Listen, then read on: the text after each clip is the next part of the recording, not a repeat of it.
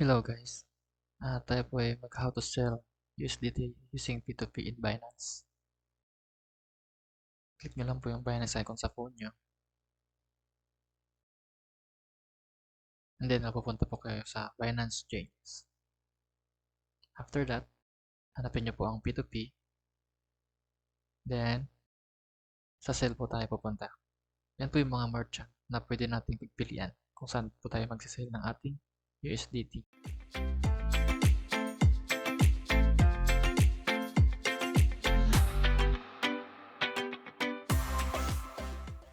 Pag nakakapili na po kayo, i-type nyo lang po dito yung specific amount ng ibibenta nyo na USDT. Pwede po sa PHP or Philippine Peso.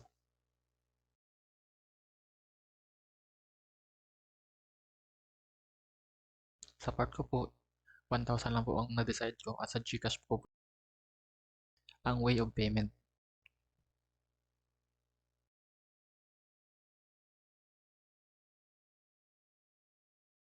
So marami pong pagpipilian dito. Pwede pong yung ibang klaseng pagpilian ng pagbayad sa inyo po. Pwede pong Paymaya or other way po. Basta include lang po sa Binance Exchange. So ito po, nakaharap na po ako.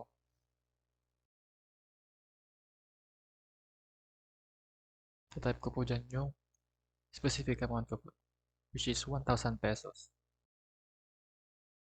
So yan po yung one ko, GCash, selected payment.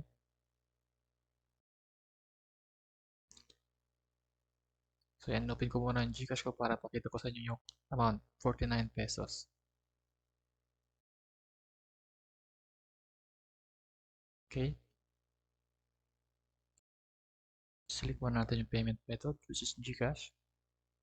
Tinagpan ko lang po yung detailed sa akin for security lang.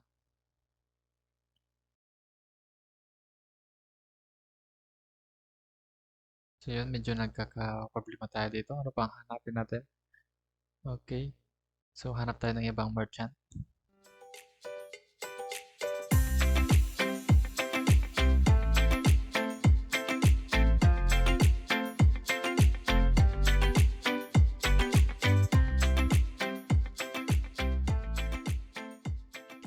Okay, yun, nakahanap na tayo.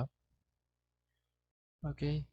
So, select ng payment natin sa may GCash tayo. Then, select 1K or 1,000 pesos by fiat. Okay, yun. Okay, waiting for buyers. So yan, i-check ko lang po kung responsive ang ating merchant. Okay, kahit ano pong i-type nyo dito, basta okay lang po. Hindi po allowed lang po na type. So, available po sir. Titignan ko po kung mag-reply siya. And then, yun. Mayroon lang po tayo ilang minuto para approximately 15 minutes to close this deal.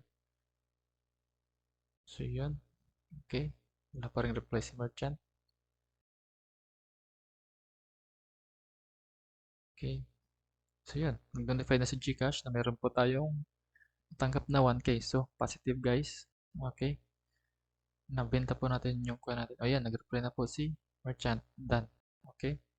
So, i-release po natin yung uh, USDT yung ibabayad po natin. So, mag-security verification muna tayo. Sa part ko po, ang ginamit ko po is yung fingerprint. Since Android lang naman po to.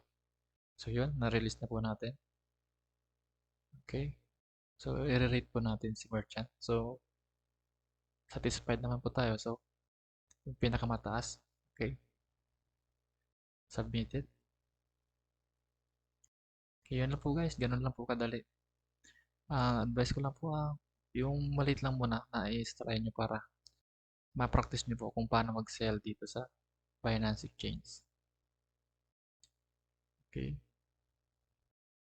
So, completed po guys. Wala pong nag-aberya.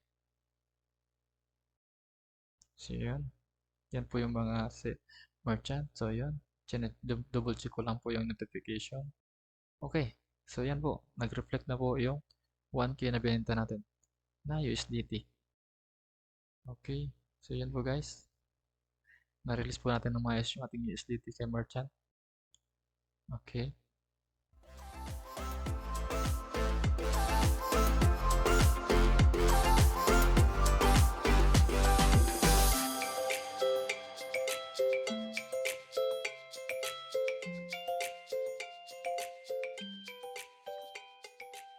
So yun lang guys, thank you.